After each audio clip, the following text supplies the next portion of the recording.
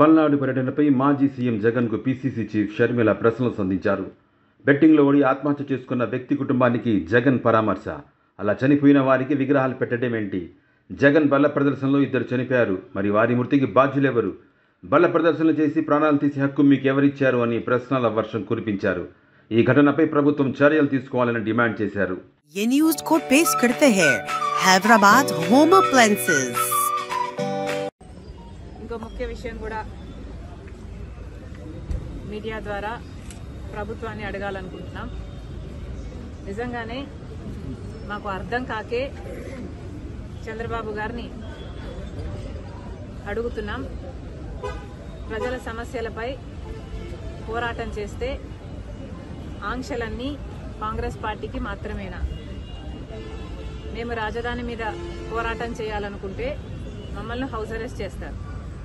మేము steel factory మీద పోరాటం చేయాలనుకుంటే మా దీక్షలను భగ్నం చేస్తారు. ఆంక్షలన్నీ ఉట్టి కాంగ్రెస్ పార్టీకేనా? మరోవైపేమో జగన్మోహన్ రెడ్డి గారు పరామర్శల పేరు మీద బల ప్రదర్శన యాత్రలు చేస్తున్నా కూడా ఎటువంటి ఆంక్షలు ఉండవా? కారణం ఏమిటి? జగన్మోహన్ రెడ్డి గారు మోడీ గారి దత్తపుత్రుడు కాబట్టి ఆయనకి ఏ ఆంక్షలు ఉండవా? కాంగ్రెస్ పార్టీ ఒక్కటే ఈరోజు బీజేపీకి వ్యతిరేకంగా ధైర్యంగా నిలబడి పోరాటం చేస్తుంది కాబట్టి ఒక కాంగ్రెస్ పార్టీ మీదనే ప్రభుత్వం ఆంక్షలు విధిస్తుందా? చంద్రబాబు గారైనా పోలీస్ డిపార్ట్మెంట్ అయినా సమాధానం చెప్పాలి. ఒక కాంగ్రెస్ పార్టీ మాత్రమే ప్రజల పక్షాన పోరాటాలు చేస్తుంది కాబట్టి ఒక కాంగ్రెస్ పార్టీ మీదనే మీ ఆంక్షలన్నీనా?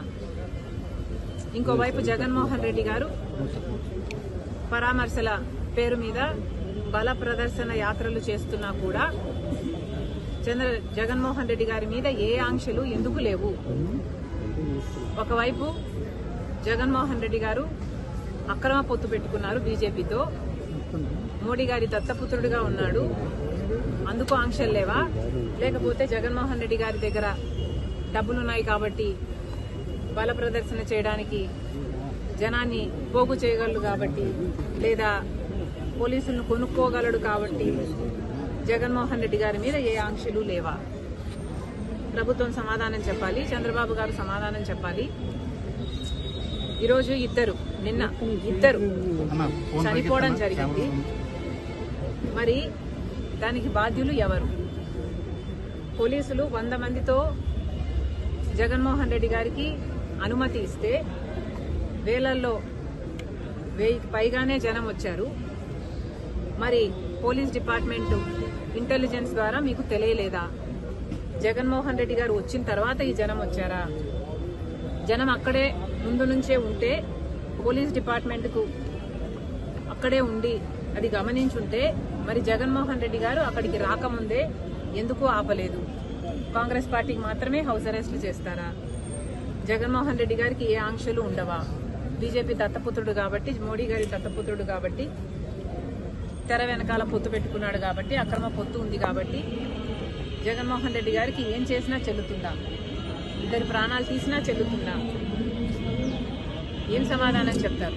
జగన్మోహన్ రెడ్డి గారు ఏం సమాధానం చెప్తారు? చంద్రబాబు గారు ఏం సమాధానం చెప్తారు? పోలీస్ డిపార్ట్మెంట్ ఏం సమాధానం చెప్తారు? జగన్మోహన్ రెడ్డి గారిని కూడా కాంగ్రెస్ పార్టీ సూటిగా ప్రశ్నిస్తుంది. బెట్టింగ్లో ఓడిపోయిన వాళ్ళకి విగ్రహాలు కట్టడం ఏమిటి? వాటికి ఒక పార్టీ అధినేతగా జగన్మోహన్ రెడ్డి గారు వెళ్లటం ఏమిటి? సమాజం ఎటుపోతుంది? ఎటు తీసుకువెళ్తున్నారు? ఒక నాయకుడిగా జగన్మోహన్ రెడ్డి గారు ఏం చేయాలి? ప్రజల సమస్యల మీద పోరాటం చేయాలి. చంద్రబాబు గారిని నిలదీయాలి. సూపర్ 6 ఏమైంది అని అడగాలి. రాజధాని విషయంలోనైనా, వైజాగ్ స్టీల్ విషయంలోనైనా, పోలవరం విషయంలోనైనా, స్పెషల్ స్టేటస్ విషయంలోనైనా చంద్రబాబు గారు ఇంత అన్యాయం చేస్తున్నారు. మరి ఏమైంది అని ఒక్కసారైనా అసెంబ్లీకి వెళ్లి నిలదీసే దమ్ము జగన్మోహన్ రెడ్డి గారికి లేదు. కానీ ఇలా బల ప్రదర్శనలు చేసి ప్రాణాలు తీసే